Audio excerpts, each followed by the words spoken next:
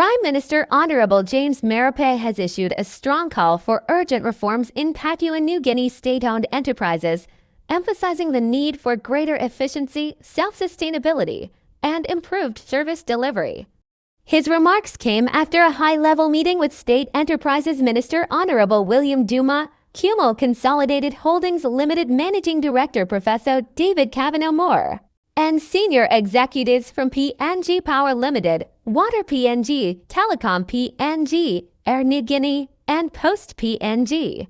While acknowledging the progress made under Minister William Duma's leadership, Prime Minister Marape emphasized that further improvements are necessary.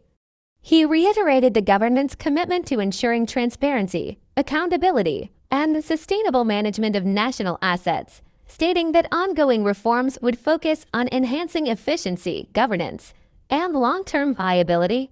Highlighting the vital role of state-owned enterprises in national development, the Prime Minister challenged their leadership to move away from inefficiency and reliance on government funding. He warned that underperforming entities must change their approach or risk restructuring. He urged state-owned enterprises executives and board members to fast-track reform efforts and adopt a results-driven approach. Those unable to meet expectations, he warned, would face leadership changes or restructuring. The economic landscape of 2025 is vastly different from that of 1975. At independence, the government had no choice but to shoulder public service obligations due to a lack of alternative revenue sources. Today, however, our state-owned enterprise must stand on their own. We can no longer afford to subsidize inefficiency, Marape stated. He made it clear that state-owned enterprise leadership must demonstrate the ability to drive profitability and operational efficiency. Board members and CEOs, he stressed, must have the technical and strategic expertise to transform these enterprises into commercially viable entities. If you hold the title of CEO or board member, you must deliver results. The government cannot continue bailing out failing companies. We need strong leadership to turn things around, he asserted. We are not here to maintain the status quo. We are here to transform our economy and deliver results for Papua New Guinea. Everyone in this room has a duty to make a difference, he declared. Marape urged state-owned enterprise to capitalize on their existing advantages, particularly their monopoly status, to generate revenue and enhance service delivery instead of relying on government support.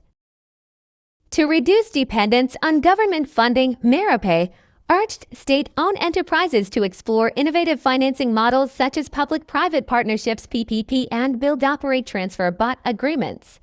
These models, he said, would bring in private investment, expertise, and efficiency while ensuring long-term sustainability. Among all state-owned enterprises, Prime Minister Marape singled out PNG Power Limited as the most critical concern, labeling it the sickest due to persistent financial struggles and operational inefficiencies. He directed its leadership to conduct an urgent review of its financial position and submit a strategic turnaround plan by March 2025. Concluding his remarks, Prime Minister Marape reaffirmed his vision for state-owned to become the driving force behind PNG's economic development. He challenged executives and board members to take bold action and assume full responsibility for transforming these state-owned enterprises.